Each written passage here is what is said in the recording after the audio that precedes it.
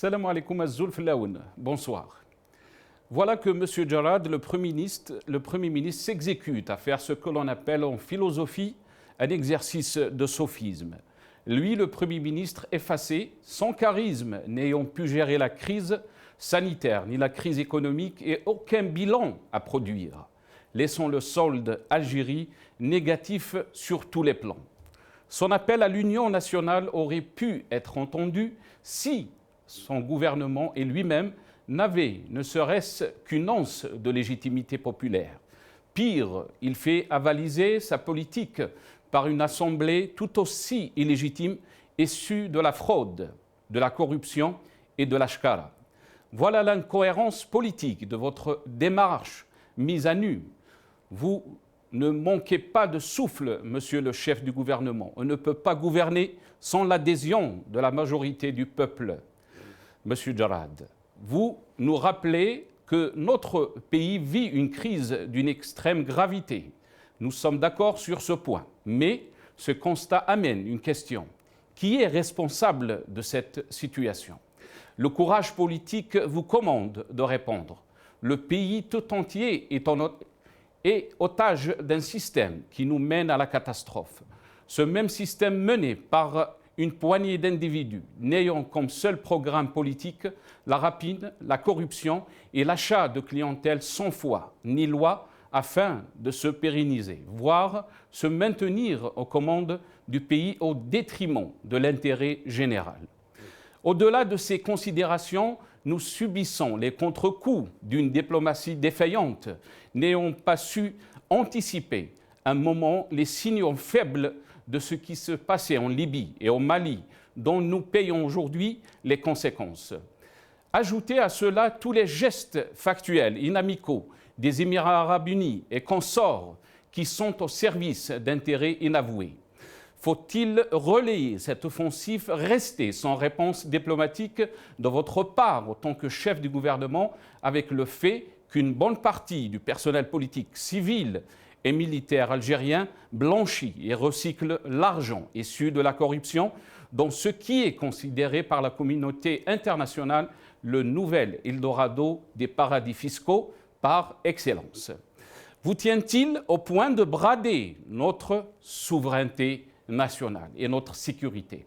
Honte à vous, le peuple algérien, dont vous ne mesurez pas assez l'engagement, la détermination, le courage, la patience à aller au bout de sa révolution afin d'instaurer un état de droit garantissant toutes les libertés autour d'un socle de valeurs exclusivement algériennes pour construire un consensus politique afin que nous puissions vivre libres et dignes dans notre pays.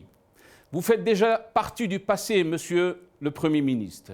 La dignité et l'honneur vous commandent à tout le régime et ceux qui l'entourent de démissionner. Le peuple saura, dans sa grande maturité et sagesse, celles et ceux qui parleront en son nom. M. Tebboune est apparu lors d'une très courte allocution télévisée, amaigri, fatigué. Nous nous réjouissons que son état de santé se soit amélioré. Mais nous devons nous rendre à l'évidence que la poursuite de son mandat reste hypothétique au vu des crises multiformes qui se posent à notre pays. L'Algérie a expressément besoin d'un chef d'État à défaut d'un président valide en pleine possession de ses moyens physiques et cognitifs, qui travaille 18 heures par jour avec un cabinet d'experts jeunes et compétents. Dans sa brève allocution, il nous est apparu affaibli. Quoi de plus normal au demeurant, mais la question de la reprise de ses fonctions reste problématique. Le système, le commandement militaire, ne peut plus prendre en otage 45 millions d'Algériens pour assouvir leur désir irrépressible de rester au pouvoir avec toutes les conséquences que cela pourrait engendrer. Quant au contenu, ces conseillers en communication ont fait preuve d'impéritie, actant par la même leur incompétence, au moment où le pays est assis sur une poudrière en interne et qu'à nos frontières, des crises aiguës s'annoncent déjà. voilà que M. Tebboune n'a rien trouvé de mieux à dire qu'il a instruit ses services pour la révision de la loi électorale afin de compléter l'architecture institutionnelle par l'organisation d'élections pour le renouvellement des assemblées. On croit rêver. Le message est clair pour l'ensemble du peuple algérien. Nous passerons en force, quel qu'en soit le prix. Nous voilà avertis.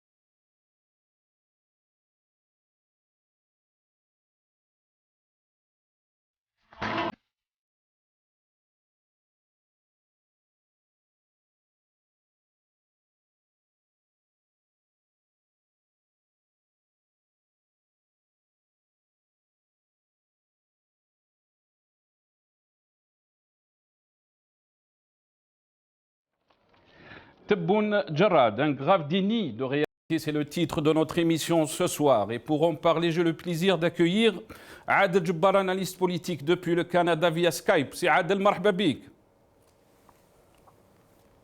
Bienvenue à tous vos invités. Un grand bonjour à notre peuple en Algérie, à l'étranger, avec un salut particulier à notre diaspora à Paris pour le sitting qu'ils ont organisé devant le Quai d'Orsay. Je leur dis bravo et merci à vous pour votre militantisme.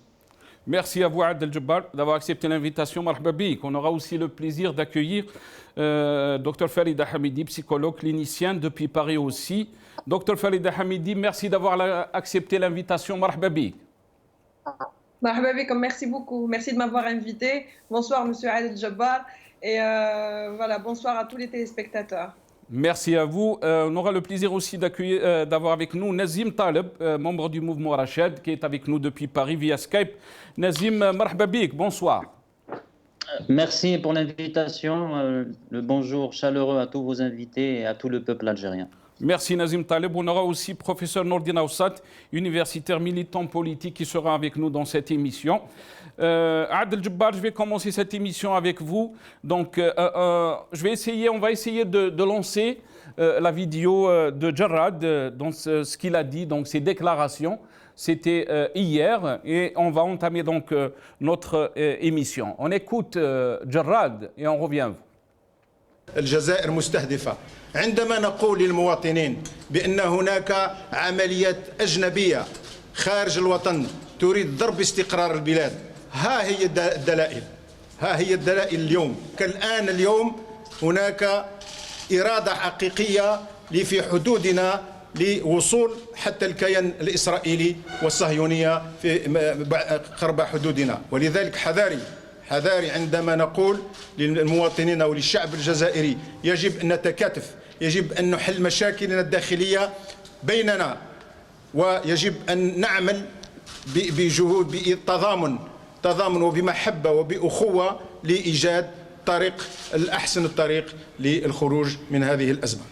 لذلك يجب على كل المواطنين وعلى كل المواطنات وعلى كل الطبقة السياسية والنخبة الثقافية أن نكون بالمرصاد ونعمل جاهدين للحفاظ على استقرارنا وحماية شعبنا.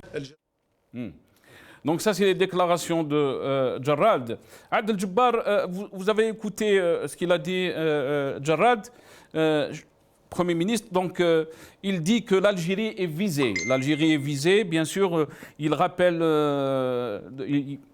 à travers cette occasion, pour rappeler les citoyens à s'unir afin de dépasser la crise que traverse le pays. On dit aux citoyens qu'il y a des opérations à l'étranger visant la stabilité du pays. Qu'est-ce que vous en pensez de ces déclarations, Adel Jabbar? Ben, ce que je pense, la première des choses que j'ai à dire, lui répondre, c'est lui donner de l'importance. Ce monsieur-là ne représente strictement rien. C'est un employé de la dictature. Il obéit aux lois et à l'ordre de ceux qui lui dictent de dire ce qu'ils veulent.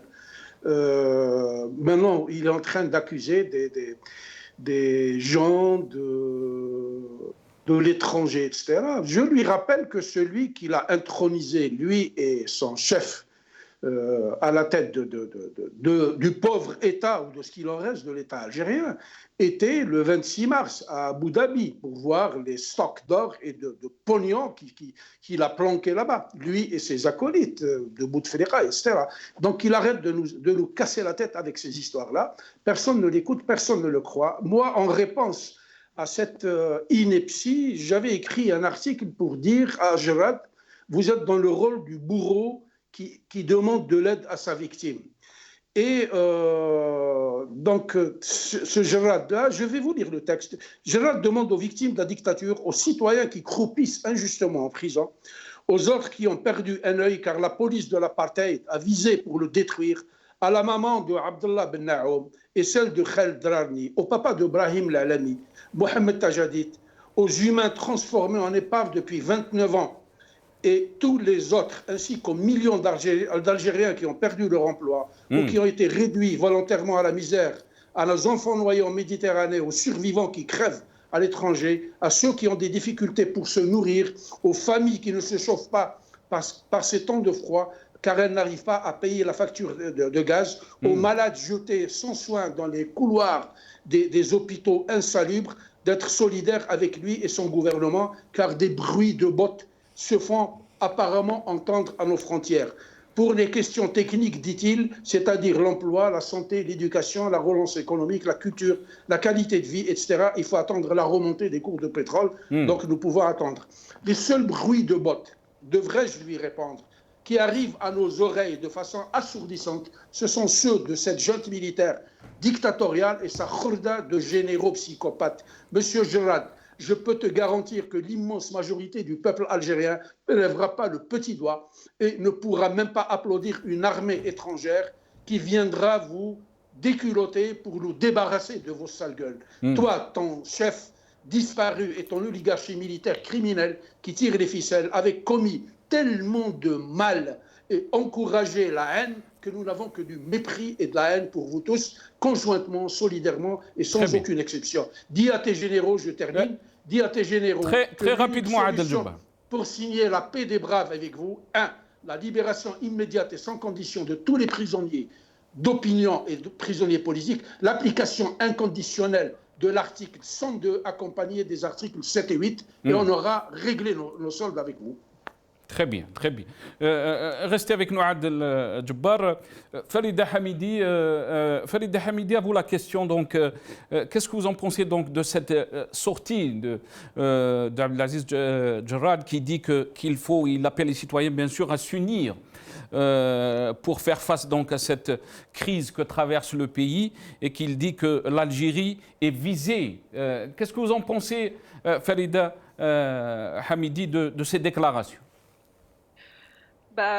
Sincèrement, j'en pense rien. En fait, j'en pense rien. Ils sont sur la même ligne. Ça change pas beaucoup des déclarations qu'ils font de toute façon depuis toujours, de sortir l'épouvantail de si c'est pas Ayed et Khariji, on est cerné.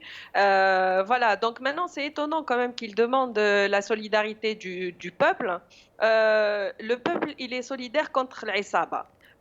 Clairement, c'est des gens qui font partie de l'Isaba. Donc oui, enfin, l'appel, il est entendu, mais contre eux. Voilà, parce que eux, ils sont dans l'unité contre le peuple. Parce que s'ils n'étaient pas contre le peuple, quand ils parlent de Ayed et Khariji, quand ils parlent de Cerné, quand ils parlent de Kayan Sohyouni, il est où Hamza Djaoudi? Hamza Djaoudi, je pense que je n'ai pas besoin de le présenter. C'est un capitaine, c'est un jeune capitaine de bord qui a été incarcéré après avoir dénoncé le monopole des Émirats dans la gestion des ports algériens. C'est la société DP World. Il est où, Hamza Djaoudi? Il est en prison. Donc, Monsieur Jarrad, qui vient demander la solidarité du peuple et qu'on lave le linge sale entre nous, voilà, il joue le rôle de l'anesthésiant, en fait, parce que, effectivement, je ne vais pas anticiper sur ce qui va venir par la suite, mais je pense que, enfin, c'est même une certitude que sa sortie d'hier, en fait, elle n'est pas sans lien avec la sortie de la vidéo de leur président Mzawar. Et de toute manière, ils sortent la vidéo de Tebboune, ils ne la sortent pas. Les gens, ils ont, depuis le 12-12 et avant le 12-12, ils ont dit que ce président, il est Mzawar ou Jabouh al-Askar. Quand ils sortent aujourd'hui une vidéo comme ça, qu'est-ce que ça va changer en fait? On est sur la même ligne, nous aussi. Très bien. Voilà. Parce que vous êtes en train de parler donc de l'apparition de Abdelmadjid Tebboune aujourd'hui sur cette vidéo qui a été publiée sur Twitter. Je le dis, je le précise, sur Twitter, sur son compte Twitter qui a été relié aussi par la chaîne El Hayat. On reviendra bien sûr profondément sur cette apparition de Abdelmadjid Tebboune, bien sûr dans des émissions demain, Inch'Allah. Mais je vais rebondir pour donner la parole à Nazim Taleb, qui est avec nous aussi. Nazim Taleb, bien sûr que beaucoup de questions sur cette sortie de Abdelmadjid Tebboune dans cette vidéo aujourd'hui, et j'étais en train de préparer cette émission, mais si on revient un peu sur les déclarations de Jarrad, c'est toujours donc l'Algérie est visée, on doit s'unir dans un moment pareil de crise, alors qu'il ne faut pas oublier qu'en 2013, qu'on avait autorisé les Rafales français donc, d'aller faire des missions au Mali. C'est nous qui avons participé donc, à cette situation de crise que connaissent nos frontières. Nazim Taleb. Oui, rebonsoir.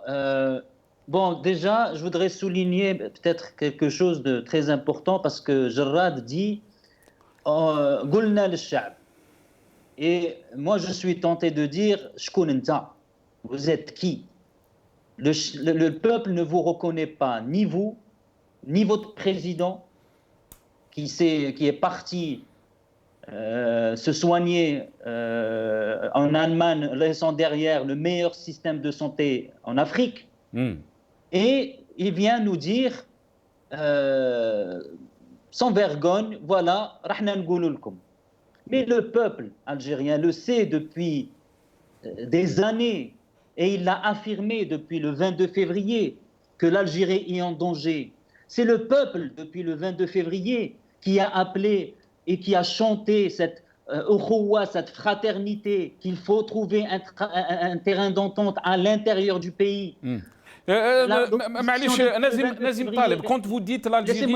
Le peuple, je vais vous laisser continuer. Quand vous dites que l'Algérie, que le peuple savait que l'Algérie est en danger par qui? De qui? En danger pour la bonne et simple raison. Par exemple, vous avez parlé de 2013. Mais depuis le début, depuis 1962, l'Algérie est en danger. Chaque pays qui est faible est en danger. On est dans un système impérialiste où les faibles n'ont pas le droit de citer. C'est aussi simple que ça. Et donc, ce n'est pas qu'en 2013, la faiblesse du front intérieur algérien, et c'est ça ce qu'on disait tout au début, il faut renforcer le front intérieur, mais trouver des solutions réelles. Et aujourd'hui, il vient nous dire, soyez frères, mais c'est depuis le 22 février que les Algériens disaient, il faut être frères, khawa, khawa. Trouvons une solution, parce que l'Algérie, et ce ne c'est pas depuis 2013, mais ça depuis au minimum la guerre d'Irak, il y avait un plan pour atomiser les pays, à commencer par l'Irak. Regardez aujourd'hui l'Irak, regardez le Yémen, regardez la Syrie, regardez l'Égypte.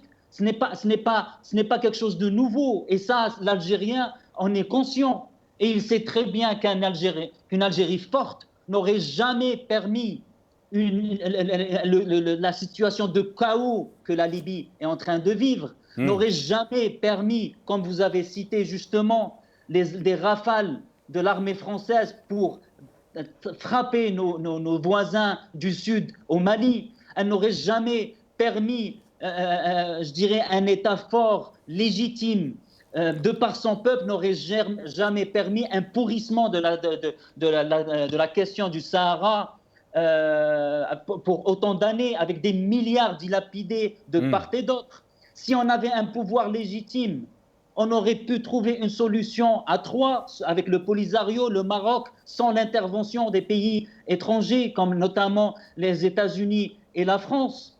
Donc, encore une fois, son appel vient d'une manière très tardive. Malheureusement, depuis le 22 février, on n'a pas cessé, notamment, en tout cas, au mouvement Rached, de dire... Très tardive, quand vous dites très tardive... Allons vers un dialogue inclusif pour trouver une solution à l'intérieur et justement, ce front intérieur, quand vous avez une légitimité, là, vous avez le droit de vous adresser au peuple. Aujourd'hui, Jarrad, المزور اللي جابوه تبون المزور اللي جابوه العسكر n'ont pas le droit de faire appel au peuple. Et le peuple ne doit pas répondre à ces sollicitations parce que tout simplement, depuis le 22 février notamment, il a été complètement ignoré des décisions majeures qui ont été prises et malheureusement, on le voit, Tebboune, on aurait aimé peut-être, suite à sa maladie, qu'il ait un minimum de sagesse, peut-être que on ne sait pas, je ne sais pas, qu'il vienne nous dire non, finalement c'était le mauvais chemin qu'on a pris. Malheureusement, Tebboune dans ses déclarations réaffirme encore une fois cette constitution qui a été rejetée massivement par le peuple algérien. Restez avec nous, Nazim Taleb. Professeur Nourdine Aoussat nous a rejoint. Merci Nourdine Aoussat d'avoir accepté l'invitation. Marhaba bik. Merci pour l'invitation. Merci Nourdine Aoussat. Donc sur cette déclaration de Jarrad qui appelle le peuple algérien à s'unir face donc aux crises et face à cette menace qui dit que l'Algérie est visée, l'Algérie de plus en plus isolée sur le plan diplomatique. Quelle est votre réaction donc face à ces déclarations? Ma réaction première, disons que c'est dans Al-An, quand il dit Al-An, aujourd'hui. C'est comme si c'est une situation qui s'est, je dirais, qui a changé, qui a été basculée du jour au lendemain, qui n'était pas latente et qui n'était pas prévisible. Ça, alors que cette situation a été prévisible depuis des années. Elle était prévisible et elle perdure depuis des années. Il y a 3 mois seulement, je vais citer quelques exemples, il y a 3 mois seulement, Abdelmajid Tebboune, dans l'interview qu'il a accordée et qu'on peut trouver sur le site du journal L'Opinion, qu'on trouve en vidéo et qui a été publié, quand le journaliste lui pose la question sur la Libye, que répond Tebboune? Il dit, nous, notre relation avec la Libye, il n'y a aucune visée ni ambition géopolitique, c'est seulement le bon voisinage et l'amitié. C'est une réponse, celle-là. C'est comme ça qu'un président peut répondre à une situation à la frontière sur des milliers, des centaines de kilomètres où il y a danger, il y a une guerre, il y a une intervention de plusieurs puissances étrangères. Et il dit qu'il n'y a pas aucune vision géopolitique. Bien au contraire, il fallait dire qu'il y a une vision plus géopolitique. Il y va de la sécurité du pays, il y va de la stabilité du pays, il y va de la stabilité de la région. Ça, c'est le premier facteur. Ça ne fait que 3 mois. Seulement 3 mois, la réponse de Tebboune au journal L'Opinion dans l'interview dont on a déjà fait, vous avez déjà fait des émissions dans votre chaîne. Ça, c'est le premier facteur. Le deuxième facteur, c'est l'opération Serval. L'opération Serval qui date depuis janvier 2013. Qu'est-ce qui a autorisé, qui a participé à ce que la France vienne ramener ses troupes au Sahel? C'est l'Algérie, non? Que vient faire la France au Sahel? Il n'y avait aucun enjeu réel pour elle. Je vais vous lire ce que dit Louis Martinez. Louis Martinez est un directeur de recherche à Sciences Po, il est spécialiste de l'Afrique du Nord, il a écrit plusieurs livres sur l'Algérie, sur l'armée algérienne, sur l'Afrique du Nord. Regardez, il dit pourquoi la France est-elle intervenue? Quelles sont les raisons qui expliquent une telle opération aux conséquences incalculables? Il compare l'intervention de la France au Mali et dans la région du Sahel, il le compare à l'intervention des Américains en Afghanistan et en Irak. Donc, la situation elle était prévisible depuis très longtemps. Qu'est-ce qu'ils ont fait? Ils n'ont rien fait. C'est eux les responsables de cette situation. Et aussi, sans oublier la proximité des décideurs du régime algérien avec les Émirats. Si on prend juste l'exemple de Gaïd Saleh qui faisait des allers-retours fréquemment. Absolument. De grandes relations, des relations économiques stratégiques. La société du tabac a été vendue à un Émirati. Les ports algériens par où rentre et sort la marchandise des endroits stratégiques pour l'économie, ils sont aux mains des Émirats. L'armement algérien, il est acheté par le biais d'entreprises et d'intermédiaires émiratis. Et c'est cet Émirat qui est aujourd'hui le pays le plus dangereux, je dis bien le plus dangereux et le plus imprévisible. Je dirais le plus imprévisible et celui qui présente le plus de menaces pas seulement pour les pays du Golfe, mais aussi pour l'Algérie. On le voit bien. Donc, c'est les conséquences de leur politique.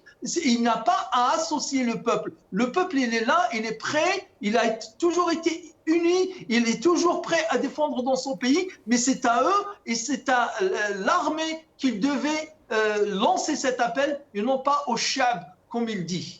Très bien. Restez avec nous, professeur Nordine Aoussat. Je vais revenir à vous, Adel Djebbar. Adel Djebbar, pour le lambda, pour l'Algérien qui nous écoute et qui a écouté aussi ce qu'a dit Abdelaziz Jarrad, il va se dire oui, l'Algérie est en danger. L'Algérie, on doit s'unir en tant que peuple pour faire face à cette situation.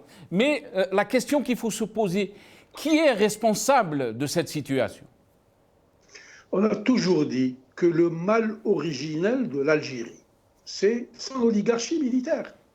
C'est le cancer de l'Algérie. Depuis 1962 à date, à aujourd'hui, au moment où on est en train de nous parler. Tant et aussi longtemps que cette oligarchie militaire, de cette brocante de vieillards, dans un remblai, ils sont en train de gérer ce pays-là comme une propriété privée. Nous ne sortirons pas de ce bilan mortel, mensonge et sous-développement. Léo, on lui a donné l'ordre de parler. Qui sont les véritables menaces pour l'Algérie? C'est l'Askeltaha qui nous a conduit à être aussi isolés dans la planète. À toutes nos frontières, nous avons des problèmes. En Europe, nous avons des problèmes. Les Européens commencent à regarder ce régime-là avec un mauvais œil. Leurs complices et associés dans le crime contre l'économie algérienne, en l'occurrence les Émiratis, ils viennent de leur tourner le dos et ils viennent de signer avec le Maroc pour ouvrir un consulat là-bas. Fût-il un ministre des Affaires étrangères ou un général pour ouvrir sa bouche et dénoncer cette volte-face des Émiratis, mais يهضروش باسكو دراهمهم لتما والدواسه تاعهم تما والدراهم اللي سرقوهم لتما والذهب اللي داوهم لتما. Donc les Émiratis connaissent tout sur eux. Donc ils ne viennent pas nous raconter des histoires. Aujourd'hui, les Algériens, à commencer par des enfants de 5-6 ans, ne perdent même pas leur temps à les écouter et à leur donner une once de crédit. Donc, ils cessent de nous embarquer dans leurs histoires à Dorime de Beau et à nous raconter ce que nous ne voulons pas entendre.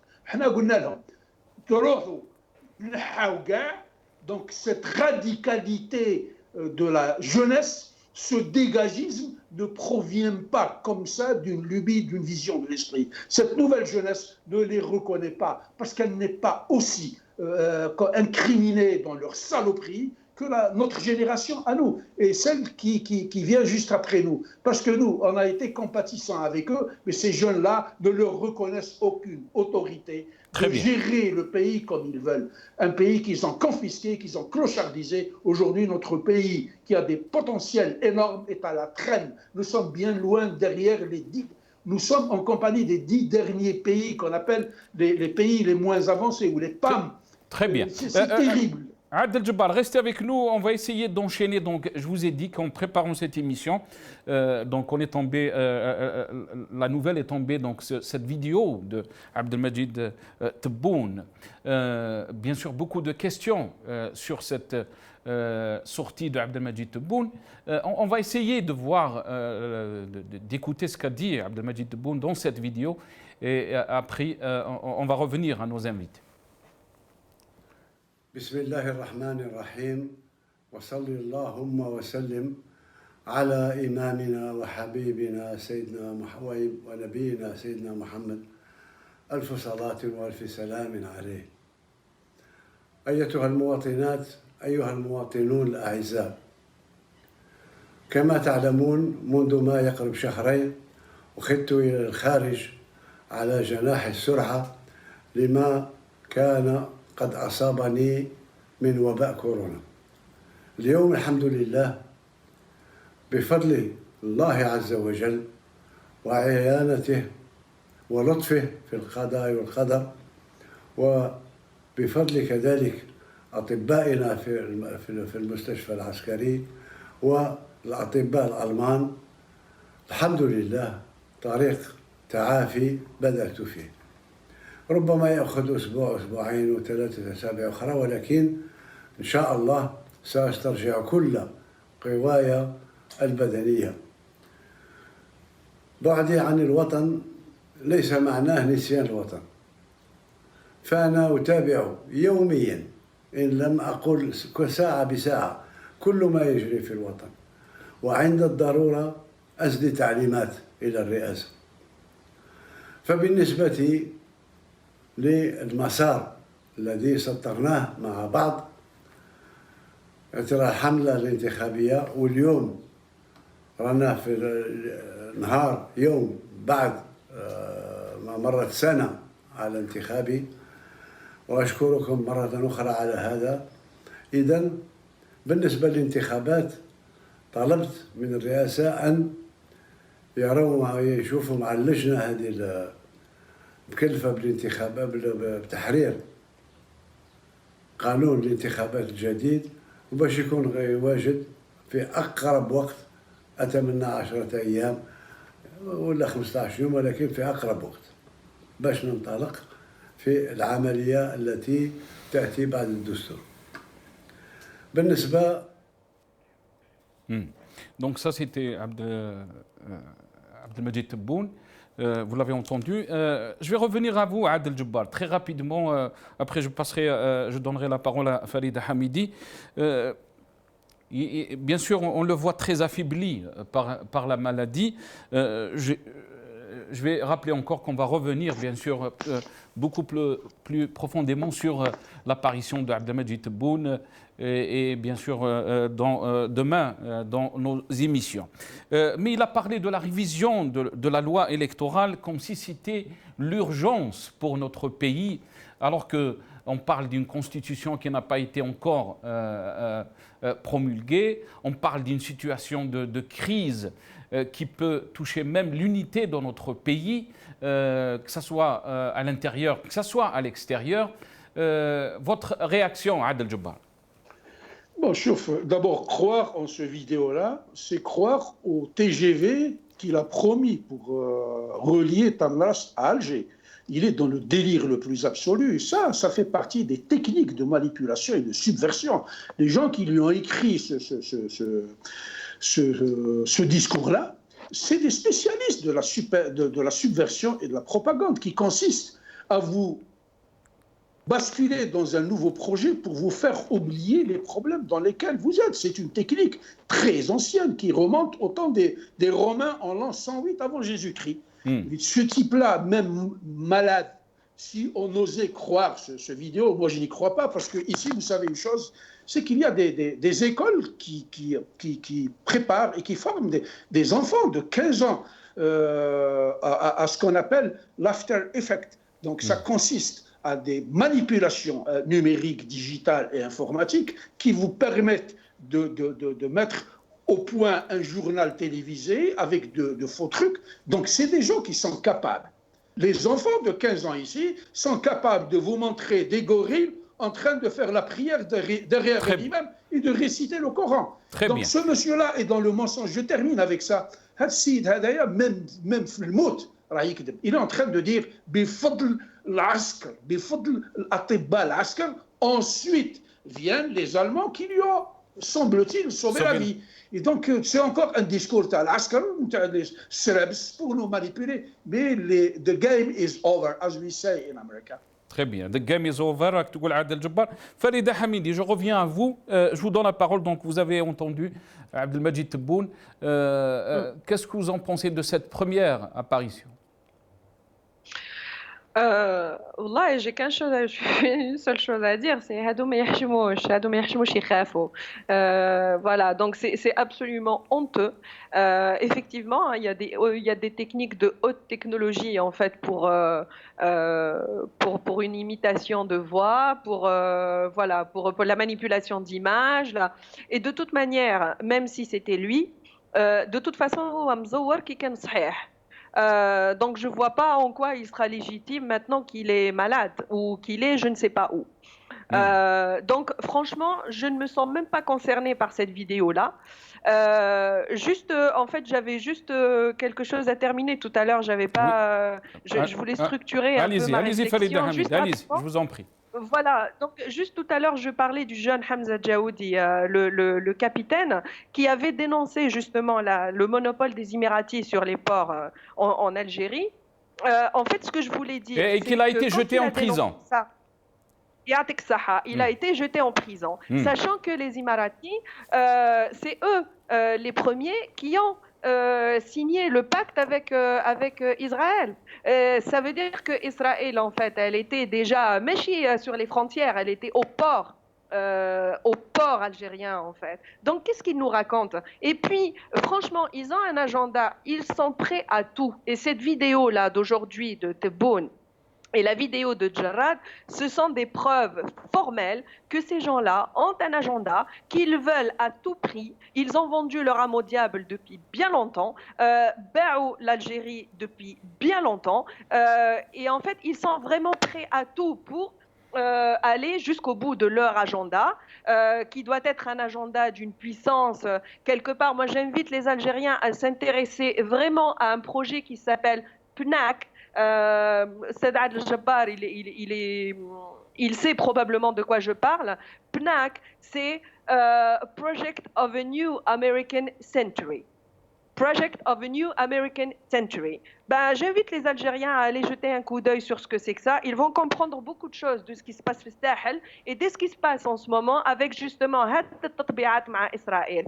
Parce qu'ils nous parlent de quelque chose qui est en train de se préparer depuis bien longtemps, qu'ils ne viennent pas nous dire que c'est quelque chose que Trump a pondu dans un tweet quand même. Il faut arrêter de se moquer des gens. Il faut arrêter de se moquer de l'intelligence des Algériens. C'est comme un jeu d'échecs en fait. La partie elle est en train de se jouer depuis très très longtemps. Juste pour rappeler Farida Hamidi, même le secrétaire du feu Gaïd Salah, même le secrétaire du feu Gaïd Salah, quand il a pris la fuite, il est parti aux Émirats Arabes Unis avec tous les dossiers, avec ce qu'on disait la caisse noire de Gaïd Salah. Exactement. Et puis c'est des gens qui savent quelle est la couleur de leurs sous-vêtements. Voilà, je suis désolée d'utiliser. Ils savent la couleur de leurs sous-vêtements en fait. Donc c'est pour ça qu'ils sont là et qu'ils ont peur. Ils savent qu'ils n'ont de fuite ailleurs que de suivre cet agenda-là qui ne leur appartient pas d'ailleurs. Donc le peuple algérien, il a compris ça depuis bien longtemps. Dans sa vidéo là qu'il sort quand il a fait cette vidéo, vraiment, il croit que nous, on va croire qu'il veut du bien pour ce pays-là. S'il voulait du bien pour ce pays-là, ils auraient négocié avec le peuple. Qu'ils négocient leur départ, au moins pour qu'ils partent sains et saufs. Mais par contre, qu'ils viennent nous dire maintenant ah oui, ils ont joué sur toutes les divisions. toutes les divisions possibles et imaginables, mais vraiment, les différences de sexe, les différences de religion, les différences de shirk, même les différences de taille presque, tellement ça en devient ridicule. Ils ont même essayé de salir les vrais moudjahed dans l'Akhdar Bourg Arabi Rahmou. 87 سنة en prison. Il y a une personne maintenant qui a 71 ans, pardon, monsieur Naili Fitbissa. Il est en prison. Où est Khaled Drari? Où est Ben Naoum? Jeudi, il allait sortir de prison. Où est Ah, bonne nouvelle que Ben Naoum, il n'est pas sorti. Eh bien, j'espère que qu'il arrivera la même chose dans ce pays de non-droit, en fait. Et c'est pas le pays qui est de non-droit, c'est ceux qui l'appliquent, en fait. C'est ceux qui l'appliquent, qui l'ont rendu un territoire de non-droit. En fait. Très bien, restez avec nous. C'est ça qui n'est pas normal. Il vient maintenant nous dire on fait khawa khawa. Non, je fais pas khawa khawa avec celui qui emprisonne mes compatriotes et qui leur enlève la liberté d'expression, qui est une liberté fondamentale dans n'importe quel pays. On est devenu la risée du monde. Oh, Malik El-Bouna, la risée du monde. Et maintenant, il vient parler du peuple comme si c'était notre faute. Non, mais là, il faut arrêter quand même. Très bien. Restez avec nous, Farida Hamidi. Nazim Taleb, à vous la parole. Donc, est-ce que vous pensez que le peuple est arrivé à une certaine conscience politique de ne pas gober toujours, donc, l'Algérie est visée, on doit s'unir pour faire face à ces menaces? Ou là, il y a cette réalité dont M. Jarad a parlé. C'est une réalité qui n'est pas facile pour notre pays, une instabilité à nos frontières, que ce soit à l'ouest, que ce soit à l'est, au sud, dans le Sahel, la complication par rapport à la situation économique, la situation sanitaire. Est-ce que vous pensez pas qu'il faut un peu de sagesse, comme le dit Jarad? La sagesse, Nasser, c'est que dans les plus brefs délais, les heures à venir, les jours à venir au maximum, que les généraux qui sont à la tête de ce pays, les décideurs, pas tous les généraux, les vrais décideurs, admettent une fois pour toutes que l'Algérie, qui a été dirigée par eux depuis 1962, est en crise profonde. Et il faut qu'ils admettent que la seule solution pour renforcer les fronts qui sont en danger de l'Algérie, c'est d'aller vers un État civil et non militaire. C'est de impliquer le peuple dans tous les choix politiques. C'est de mettre en liberté tous les opposants, quels qu'ils soient, et de tous bords. Il faut qu'ils cessent cette autarcie que le peuple algérien n'en peut plus de vivre depuis des années, et en particulier depuis le 22 février. Il faut libérer la parole, les médias, et il faut qu'ils admettent qu'un hiwar, un dialogue inclusif qui implique encore une fois toutes les tendances, sans exclusion, pour faire une feuille de route le plus rapidement possible pour arriver effectivement à un État légitime, un État élu démocratiquement, pour ouvrir toutes les libertés. C'est la seule solution pour déjà renforcer le front intérieur. Vous parlez, Nazim Taleb, vous parlez de dialogue. Et il y a des voix qui s'élèvent qui disent qu'il faut négocier avec les détenteurs du pouvoir, des vrais pouvoirs. Et dans ce cas, bien sûr, l'état-major.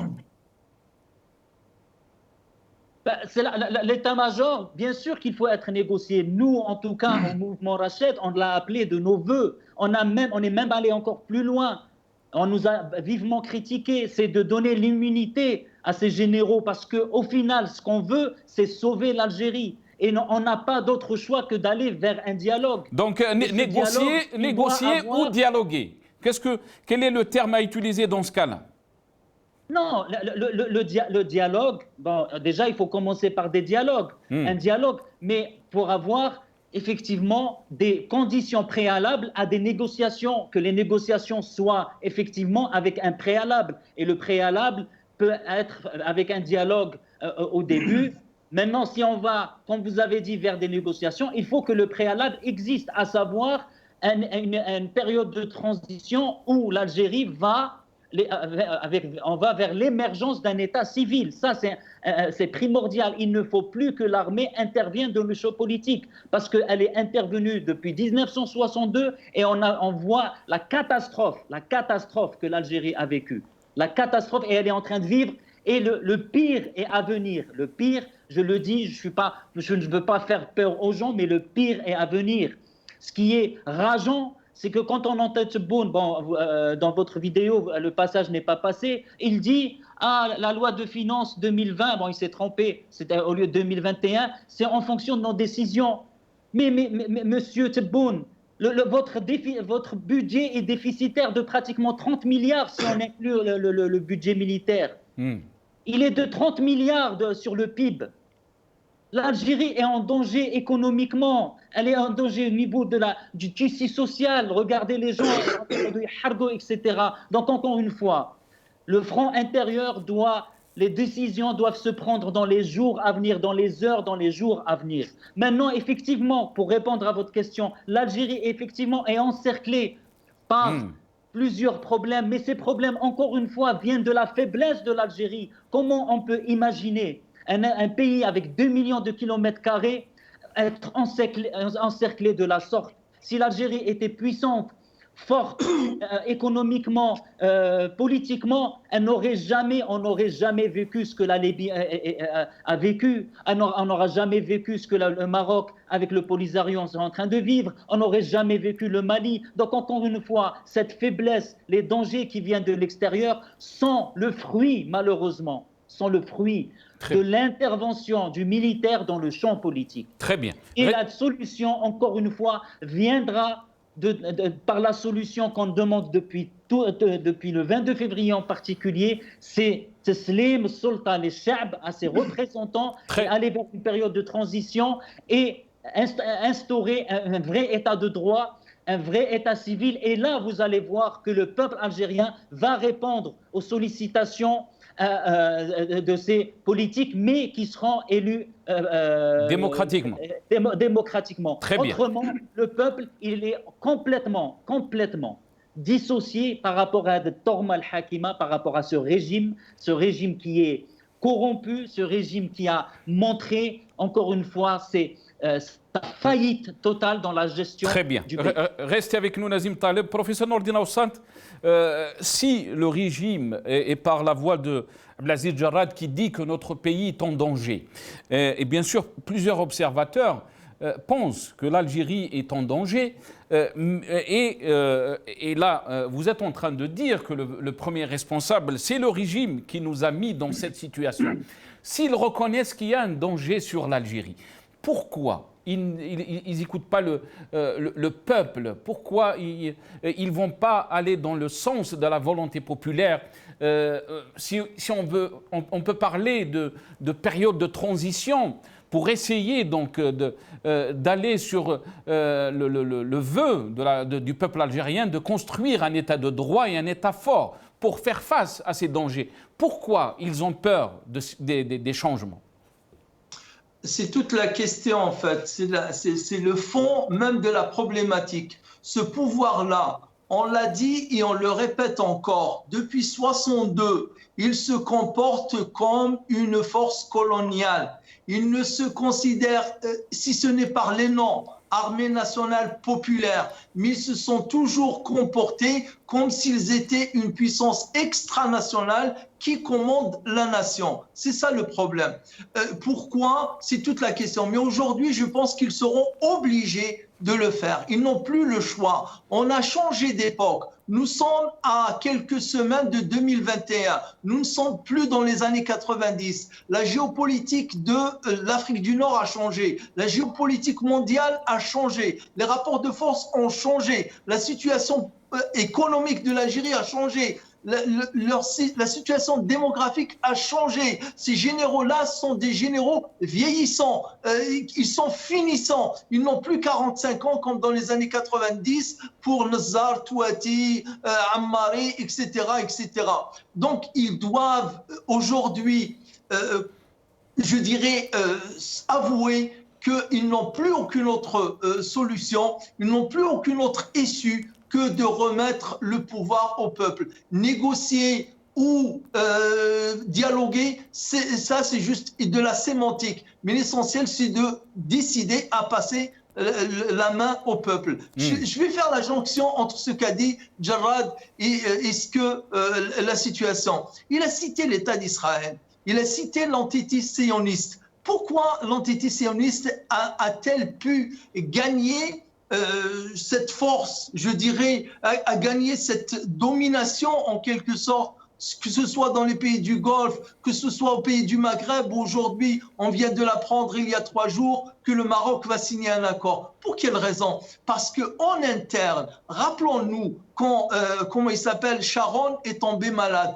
En 40 jours seulement, 40 jours après que Sharon est tombé malade, Sharon a été déclaré comme finissant, comme ne pouvant plus gouverner, et ils ont nommé quelqu'un à sa place. Il est resté 7 ans. Il est resté 7 ans dans le coma jusqu'à sa mort. Mais le pays n'a pas subi de crise. Pourquoi? Parce qu'il y a des institutions. En interne, le pays est fort, le pays est stable. Ça, d'une part, ils ont des institutions et respectent leurs institutions. Ils ont une constitution et respectent leur constitution. Ce n'est pas le cas pour nous, où un président, il ment encore. Il continue encore à mentir. Je suis tout à fait d'accord avec ce qu'a dit notre sœur Hamidi, aussi Adel Jabbar, que possible que ce discours n'est qu'une fabrication avec la technologie d'aujourd'hui qui peut imiter le son et qui peut imiter bien sûr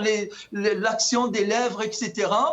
D'autant plus qu'on voit que sa voix, elle est très forte. C'est la voix de quelqu'un qui est bon portant. C'est pas quelqu'un qui se dit qu'il va encore guérir seulement dans 2 ou 3 semaines. C'est quelqu'un qui a toutes ses formes. C'est pas la voix de quelqu'un qui est convalescent.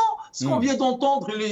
Donc voilà, une petite parenthèse. Deuxième point que je voulais citer, cette entité sioniste. Ça fait presque, depuis la fin de la deuxième intifada, ils sont dans des gouvernements d'union nationale. Il y a Pérez qui est de la gauche, travailliste, et il y a le président Weizmann ou autre de la droite qui font ensemble. Le front intérieur du pays a été stabilisé et ensuite ils ont donné la force à leur diplomatie d'agir à l'extérieur. Et il faut rappeler, Nordine, il faut rappeler aussi que Jarrad, d'un côté, il parle donc de ce danger.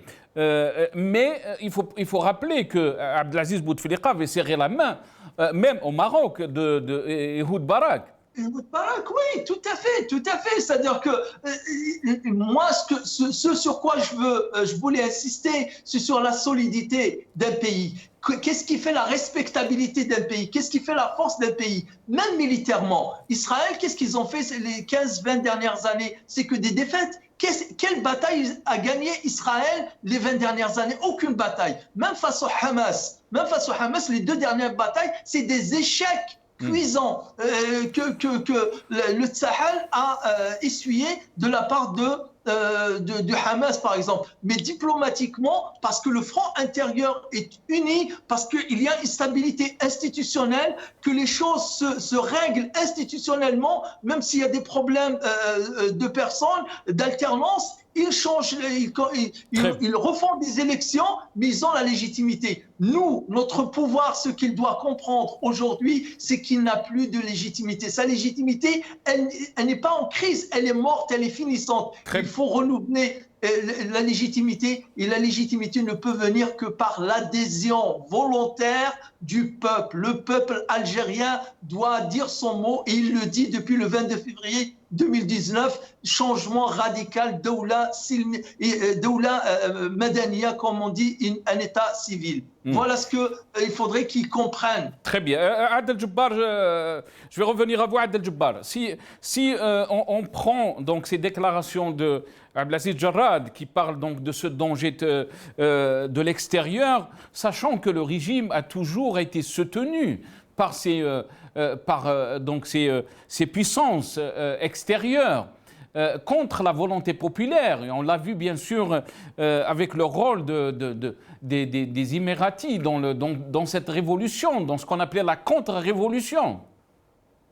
Pas seulement les Émiratis. Les Émiratis, c'est leur, comment dirais-je, c'est leur boss, c'est le receleur.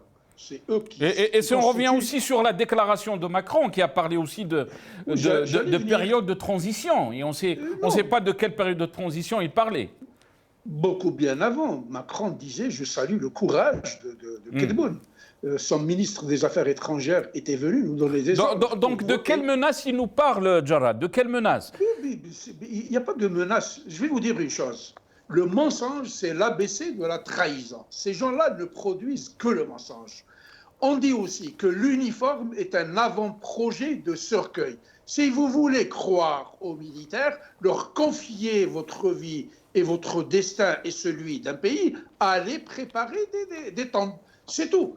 Quand je vois ce menteur, ce mythomane d'imiter encore des mensonges, je sais que c'est un montage. Donc c'est un logiciel qui a fabriqué ce monsieur-là pour nous mentir. Quand je vois sa forme physique, comme disait le professeur Nordin, j'ai tendance à suggérer à cet état-major de l'envoyer aux Olympiades du mensonge. Je suis sûr qu'il va retourner avec une médaille d'or. Madame Hamidi. Le problème, c'est que Adel Jabbar, le problème des menaces qu'il a donc, que Abdelaziz Jarrad a dit qu'il y a des menaces sur notre pays. Ces menaces aussi pèsent sur le régime. Pourquoi ne pas dire que la situation, on ne peut pas continuer à gérer l'Algérie de cette façon et qu'il faut, si on veut vraiment unir le peuple, c'est qu'il faut respecter sa volonté. D'abord, il faut qu'il soit légitime pour s'adresser à nous. Il n'a pas le droit de nous parler parce que nous ne l'avons jamais élu, ni désigné, ni lui donné la chance de s'adresser à nous. Voilà. Zouch, je vais vous dire une chose. L'Algérie est en danger. Les Algériens, aujourd'hui, ont peur d'une chose. Ils n'ont plus peur de la fin du monde, ils ont peur de la fin du mois. Ils sont appauvris à l'extrême. Beaucoup d'entre nos compatriotes ne trouvent de ressources alimentaires que d'aller dans les poubelles des marchés de fruits et légumes pour pouvoir remplir leur panier. Donc les histoires, ce n'est pas الشعب اللي وصلنا للحالة هذه، احنا ما وصلناهمش المشاكل هذو، هما اللي وصلوا روحهم. اليوم انا كي نشوف جيش يعني يصرف 10 ملاير دولارات et il est déstabilisé par un Facebooker qui fait une publication, il dit atteinte au moral de l'armée. Quand je vois un président sortant déstabiliser et provoquer une diarrhée chez une armée de 11 milliards de dollars rien qu'en 8 ans et dire je prends position pour le Maroc, etc. Donc c'est une armée qui fragile. Je vais vous raconter une histoire. En 1974, j'ai fait l'armée, pour ceux qui se souviennent. On nous donnait des cours de topographie et dans la topographie, on devait apprendre comment nous déployer sur un terrain de guerre. Donc dans la topographie, on nous apprenait la DRM, donc la déclinaison rapprochée magnétique. Dans le langage animalier de ces gens, vous savez ce que nous avions dit? Depuis 62. Ça ne changera jamais. Ça changera le jour où ces gens-là, cette vieillerie-là, rentrent chez elles, dans ces casernes, pour ensuite déposer leur démission, prendre leur retraite, remettre ce pays à cette génération qui a tous les atouts, toutes les compétences, tout le savoir, qui est up-to-date et qui vit son temps. Elle est au XXIe siècle. Ces gens-là sont dans la glaciation. Ils ne savent strictement rien faire que de dilapider. Croirez-vous encore un gendarme en chef général, en chef de la gendarmerie qui vole de l'argent et qui va se planquer en France et en Espagne? Et là, vous parlez de Belqsir, du général Belqsir. Je parle de l'ex-ministre de la Défense qui a volé de l'argent qui se trouve à Barcelone. Est-ce que vous pensez réellement à donner une once de crédit à une grosse armée de 10 milliards de dollars avec 800 généraux dont 300 à la retraite qui marche au doigt et à l'œil et obéit au doigt et à l'œil d'un petit adjudant? Parce que c'était la caisse de résonance, l'oreille et l'œil d'un inculte général qui a disparu, Dieu merci pour nous. donc هذا الجنرالات هذو اللي يحكم فيهم ان ادجودون هذو ما يقدروش يسيروا بلاد. لو ميو بور eux c'est de nous foutre la paix. Restez avec nous, Adel Djebbal, restez avec nous. Farida Hamidi, je reviens à vous. On va essayer un peu de consacrer le temps qui nous reste sur les perspectives, les solutions, surtout avec la nouvelle donne. Donc, on ne sait pas, vous êtes en train de dire que cette vidéo peut être trafiquée. On n'est pas des experts pour le confirmer. On va essayer de revenir, bien sûr, sur cette déclaration de Abdelmajid Tebboune. Mais est-ce que vous pensez que le régime est en crise lui-même, avant tout, parce qu'il n'arrive pas à trouver de solution, et aussi parce que le peuple algérien est déterminé, même si la situation est très difficile au niveau sanitaire, au niveau économique, mais il est déterminé à tourner la page. Qu'est-ce que vous en pensez, Farida Hamid? Alors, il n'est pas seulement en crise, il est aux abois. Il est aux abois. D'ailleurs, le timing est parfait parce que hier, la date du 12-12 qui correspond également à la date, à une date limite. Oui, juste pour apporter de l'eau à votre moulin, parce que j'ai un juriste, un ami qui m'a envoyé donc ce texte. J'aurais aimé avoir un juriste dans notre émission. Il me dit que la nouvelle constitution est caduque légalement. Les délais sont dépassés hier. Article 144 de la Constitution 96, révision 2016. Il me dit bien sûr, sinon regarde le journal officiel, une première dans l'histoire. Il me dit un seul journal pendant un mois, ce n'est pas normal. Continuez, voilà. Farida Hamid. Voilà, c'est exactement ça. Moi, je vous dis que le timing est parfait, d'où les doutes sur cette vidéo-là. Je ne suis pas non plus experte de l'analyse du vidéomontage mais à la regarder comme ça, voilà, vous pouvez analyser, vous pouvez couper le son et regarder la vidéo, vous pouvez remettre le son et regarder. Après, pour le principe, effectivement, il y a des blogueurs ici, il y a des Facebookers, il y a des gens effectivement qui sont engagés, qui sont militants, donc qui parlent depuis la France ou depuis d'autres pays. On leur dit souvent, venez ici pour parler si vous vous sentez vraiment algérien. Et je ne sais pas, Tebboune, s'il est en bonne santé et s'il a aussi autant la pêche que ça, qu'il rentre tenir son discours en Algérie. Mais si on revient un peu sur la question, Farida Hamidi, vous avez dit que le régime était aux abois, comment vous voyez donc les choses évoluer? Est-ce que vous pensez qu'il n'a plus de solution et que la solution s'impose d'aller donc vers cette période de transition comme ça a été voulu par les Algériens? Sincèrement, moi je pense qu'ils ont un agenda qu'ils sont en train de respecter et comme je vous dis, c'est pas forcément le leur et c'est ce qui rend l'Algérie vulnérable parce que leur incompétence d'une part et d'autre part, les richesses finalement et la position géostratégique de l'Algérie la rend vulnérable parce qu'effectivement, quand ils parlent de Moustahdefine, on est ciblé. Bien sûr, un pays aussi riche, il est ciblé, bien sûr.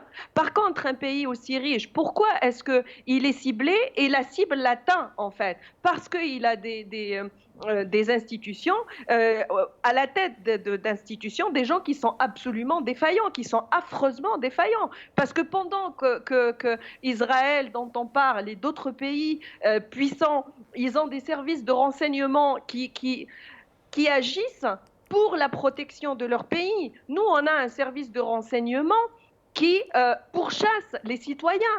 Qui emprisonne à l'étranger, qui emprisonne, qui envoie des mandats d'arrêt longs comme un CV, 7 mandats d'arrêt contre un blogueur, alhamdoulilah, qui est devenu journaliste d'ailleurs maintenant en France.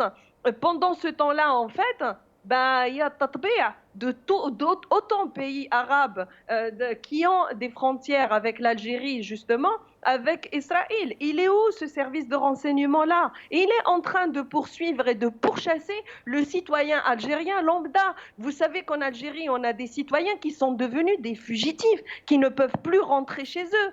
C'est absolument inacceptable. Pendant ce temps, Nayoukhrij Jarrad dans une vidéo pour me dire qu'il veut que les Algériens fassent copain-copain avec lui. Pour la période de transition dont Macron parle, si elle n'était pas déjà toute prête et la recette est déjà faite et il ne reste plus que le temps de cuisson, en fait, il n'aurait pas parlé. Le problème de cette période de transition-là, ou de tous les accords qui peuvent justement venir à ce moment-là et dont on peut nous parler. Et le peuple dans tout ça? Et le peuple qui sort dans les rues depuis le 22? Et d'ailleurs, le peuple, qu'est-ce qu'il a arrêté? Il n'y a rien qui l'a arrêté, même après le passage des élections truquées du 12-12, comme toutes les autres élections. Hacha, une ou deux fois en Algérie seulement, où il y a eu de vraies élections démocratiques qui ont été d'ailleurs annulées par la suite. Mais par contre, quand on me parle de période de transition, moi je veux bien, mais il est où le peuple dans tout ça? Celui qui est sorti et celui qui doit être pour réparation historique, justement, parce que depuis 1962, ce peuple-là, il n'a pas eu le droit de la citoyenneté à voter ses élus. Très voilà, bien. donc qu'on lui donne au moins cette possibilité-là. Et quand on parle, moi, il n'y a aucun problème, négociation, transition, c'est normal, ce sont des périodes historiques d'un pays, on doit passer par là. Mais sans la volonté du peuple, en fait, classe, on ne veut plus des gens à avaler comme des médicaments. Voilà, Très on bien. veut des gens pour lesquels on vote et des gens qui prennent en considération... Restez avec nous, Farida Hamidi. Très bien, restez avec nous. Nazim Taleb, donc si on revient un peu sur les perspectives des scénarios, parce qu'on se pose les questions, et même le peuple algérien est inquiet de l'évolution de la situation. Certes que la pandémie est toujours là et qu'on ne voit pas le peuple sortir en masse pour l'instant. Mais si le danger il est là, comme le dit Jarrad donc, dans ses déclarations, pourquoi donc nier, pourquoi ne pas aller donc, vers de vraies réformes, vers une transition qui va satisfaire les demandes du peuple algérien et essayer donc de rebâtir ce pays? Pourquoi avoir peur de ces changements? Bon, les raisons de la peur sont multiples, mais premièrement, il faut déjà savoir la psychologie ou connaître la psychologie des généraux qui sont à la tête de ce pays. Et d'une manière générale, cette nomenclatura où ces généraux ne vivent pas avec le peuple, ils sont dans le déni le plus complet. Et ils nous considèrent comme des vermines, si je puis dire, des mouches à écraser. C'est des gens qui croient que l'Algérie est, comme on dit en anglais, back garden, c'est-à-dire leur jardin privé, et ils font ce qu'ils veulent.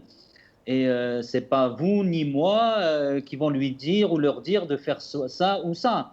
Donc moi, sincèrement, je ne crois pas que la solution ou ces généraux-là vont aller vers la solution de négociation. Je ne le crois pas sans qu'il y ait... Mais est-ce qu'ils ont le choix, Nazim Taleb? Est-ce qu'ils ont le choix? Comme l'a dit Nourdine Aoussat, il nous a dit qu'ils n'ont plus le choix, ils n'ont plus ce luxe de choix de ne pas accepter, de ne pas aller vers une période de transition, parce que non seulement la situation est intenable à l'intérieur, mais aussi à l'extérieur. Oui, mais parce que le docteur Aoussat, il est logique. Il est censé, il est cultivé, éduqué, comme le sont vos invités, comme le sont ceux qui nous suivent. Or, malheureusement, la logique qui est la vôtre ou la mienne n'est pas forcément la logique de ces gens-là. Ces gens-là n'ont pas de logique. Sinon, comment expliquer que hier, les Jarrad s'adressent d'une manière effrontée au peuple algérien? Comment expliquer aujourd'hui les déclarations de Tebboune où il dit j'ai donné instruction, je vais revenir pour la Constitution, j'ai donné instruction pour que les élèves soient emmenés aux écoles, alors qu'on sait la situation calamiteuse des classes qui sont complètement congelées, où les enfants n'arrivent même pas à écrire tellement leurs mains sont gelées. C'est une situation catastrophique ce que les enfants sont en train de vivre. Donc ils sont encore une fois dans le déni, ils vivent dans une autre planète qui n'est pas la planète du peuple algérien, qui est depuis notamment mars 2019 confiné avec des ressources inexistantes pratiquement. Et Tebboune, encore une fois, ment sur toute la ligne depuis qu'il est élu, il ment. Il a promis monts et merveilles à Djelfa, aux enseignants. Les enseignants étaient frappés. Djelfa, elle est toujours dans la situation catastrophique que l'on connaît. Monsieur votre invité a parlé du TGV entre Tamanrasset et Alger. Il a parlé du salaire qui allait être révisé de 18 000 dinars, parce que qu'est-ce qu'on peut faire avec 18 000 dinars? Finalement, pendant le Covid, ils ont donné encore moins que 18 000 dinars. Et pour ceux à qui on a promis 30 000 dinars, ils n'ont même pas vu la couleur de cet argent. Sans parler des autres promesses où on va exporter, sans parler des autres promesses où on va récupérer l'argent, mensonge sur mensonge sur mensonge. Donc je ne crois pas, malheureusement, Nasser, j'aurais aimé, sincèrement, pour le bien de mon pays, pour l'amour profond que j'ai pour mon pays, que ces gens-là aient une once d'intelligence. Mais malheureusement, ils ne l'ont pas. Ils ne l'ont pas. Parce que sinon, Tebboune et Jarrad auraient eu exactement un discours diamétralement opposé. Ils auraient avoué que le Massar, le chemin de la Constitution, était un échec. Et par leurs propres chiffres, 23%, ça c'est les chiffres officiels, et moins de 10% par rapport aux observateurs qui ont constaté, je dirais, une absence, mais historique. Et malgré ça, ils vont vers le mur.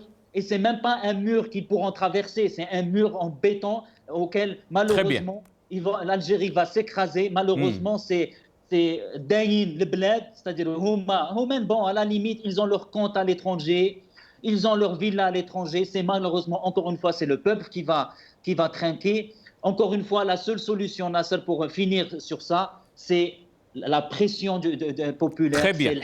Restez avec nous, Nazim Taleb, parce qu'on va revenir. Je vais vous donner la parole avant la fin de l'émission. Donc, il me reste quelques minutes. Restez avec nous, Nazim Taleb. Nourdine Aoussat, Nazim Taleb est en train de dire qu'on va droit vers le mur. Est-ce que vous pensez que les régimes réalisent de la gravité de la situation? Si on va droit vers le mur, ça va le toucher. Ces gens-là vont être touchés. Comment vous voyez donc, est-ce que vous pensez qu'il y a des sages au sein de ce régime, et ils vont dire qu'on ne peut pas continuer à gérer l'Algérie de cette façon, sinon on va avoir de gros soucis? Bien entendu, je suis convaincu qu'il y a des sages dans ce gouvernement. Ça, il n'y a pas de doute, sinon ce serait vraiment le désespoir total. Mais on le sait bien que la nature du régime algérien, c'est ce qu'on appelle le compromis provisoire, c'est un rapport de force. Le pouvoir algérien n'a jamais été unanime, n'a jamais été uniforme, n'a jamais été harmonieux, si ce n'est par un rapport de force. Il y a des conclaves, il y a des discussions qui se font entre eux, et le pouvoir ou bien la partie qui arrive à s'imposer, tout le monde s'aligne sur sa position. C'est ce qui se passe. Mais je pense encore une fois qu'aujourd'hui, la situation a nettement changé par rapport à ce qu'elle était dans les années 90 et par rapport à ce qu'elle était jusqu'à la dernière crise. Moi, en avril 2019, fin avril, je rêvais, et je l'ai dit plusieurs fois, j'appelais à un compromis inédit et un compromis courageux entre le peuple et la junte militaire. Finalement, on a vu qu'ils sont restés sur leur, conduite de toujours, de ne pas négocier, d'aller droit de l'avant, de n'écouter que leurs propres intérêts, que leur propre opinion interne. Et le peuple, c'est une variable, externe, incalculée. Mais aujourd'hui, les choses ont changé et elles ont véritablement changé. Le pouvoir, il n'a jamais été aussi faible que maintenant. Le pouvoir n'a plus son RND des années 90. Il n'a plus son FLN depuis toujours. Il n'a plus son armée. Il n'y a jamais eu dans l'histoire où il y avait 10 généraux qui sont en prison, des généraux qui sont en fuite à l'étranger.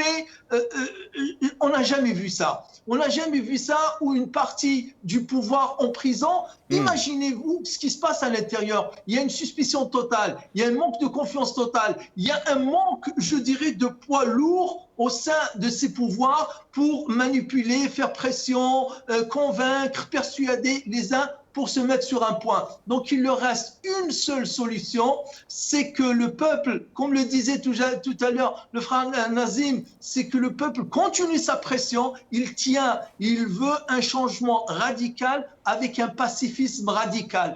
Deux radicalités. Une radicalité du changement et une radicalité du moyen qui est pacifiste. Mais on ne lâche pas sur cela. Très bien. Restez avec nous, Nourdine Aoussat. Il ne me reste pas beaucoup de temps. Donc, juste une dernière intervention, 1 minute 30 pour chacun, si c'est possible.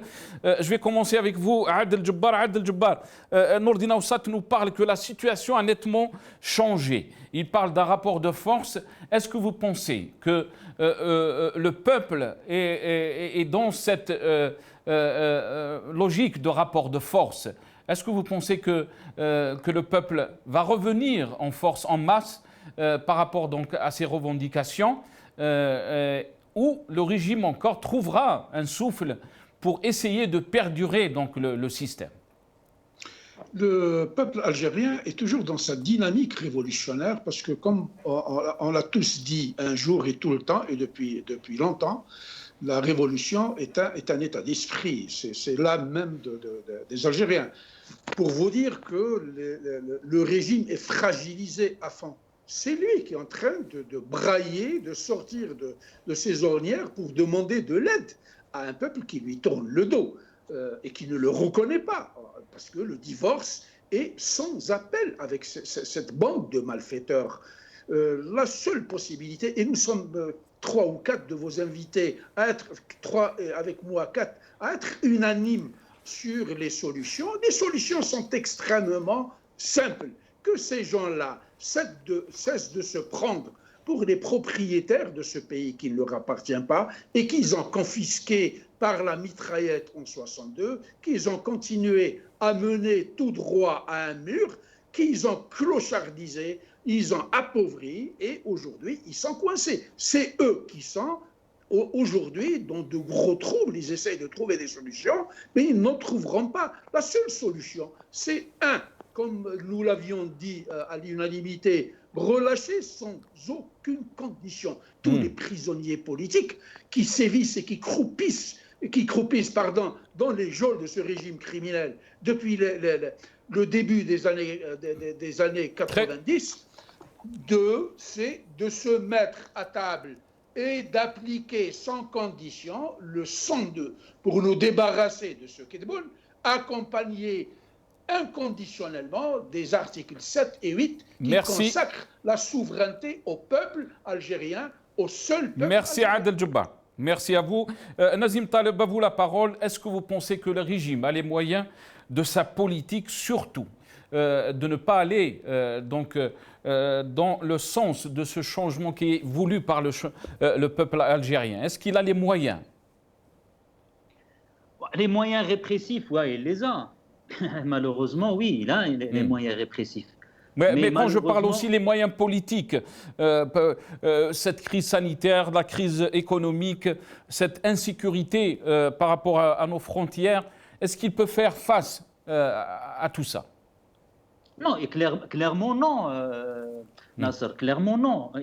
Il l'a montré depuis des années et surtout depuis l'élection de Tebboune qui a été un choix catastrophique. Il a montré clairement que ce régime est à bout de souffle, que tous les relais dont il disposait ne fonctionnent plus, que la machine est complètement rayée, que finalement, même pendant une constitution où normalement il aurait dû mobiliser 40-50%, il est incapable de le faire. Donc effectivement, comme docteur, pardon, votre invité, désolé, j'ai oublié le nom. Non, Adel Jabbar. Adel Jabbar, désolé, docteur Jabbar, l'a dit. Au fait, il y a un divorce. Donc, les relais ne fonctionnent plus. Donc, il n'a plus les moyens de sa politique. Donc, encore une fois, si il n'a plus les moyens de sa politique... Est-ce que vous pensez donc que le peuple est en position de force par rapport... Le peuple est en position de force depuis le 22 février. Encore une fois, le Hirak n'est pas que des marches, des contestations. Le Hirak, c'est un état d'esprit. Le Hirak, c'est une conscience, une prise de conscience profonde, qui a traversé, qui est transversale à toute la société algérienne, que le régime militaire ne peut pas fonctionner, que l'Algérie a besoin d'un état civil. Et ça, en soi, c'est un gain inestimable pour le peuple algérien. C'est un gain qui va nous faire économiser un temps inestimable pendant la période de transition. Il faudra juste, nous, dans l'opposition, avoir cette intelligence, cette sagesse de ne pas nous accuser mutuellement, de ne pas nous exclure et aussi de ne pas rentrer dans les jeux du système pour exclure celui-là ou l'autre, sous prétexte que celui-là appartient à une certaine idéologie et l'autre appartient à une autre certaine idéologie. On est tous algériens, on a nos différences, mais il faut que notre charte, notre socle, c'est une Algérie forte, une Algérie des droits de l'homme, une Algérie de liberté collective et individuelle, une liberté totale. Merci Nazim Taleb. Merci à vous Nazim Taleb. Désolé. Professeur Nordine Aoussat, très rapidement s'il vous plaît, est-ce que vous pensez que le changement est inévitable? Absolument.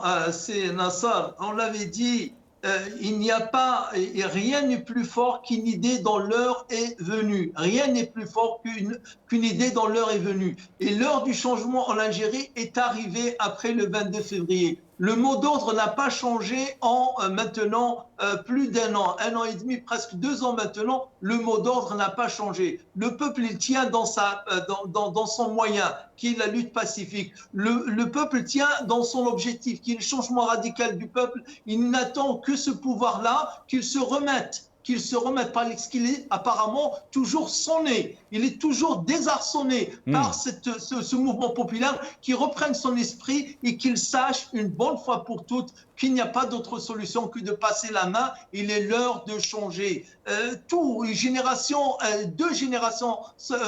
on est dans la 3e, sont arrivées après l'indépendance. Il faut changer, pour le bien de tous, pour l'amour de l'Algérie, pour la dignité de l'Algérie, la stabilité de l'Algérie, la prospérité de l'Algérie et pour honorer l'héritage des Chouhada. Rabbi yarhamhum. Merci Sien Nordine. À vous l'honneur, Farida Hamidi, le dernier mot.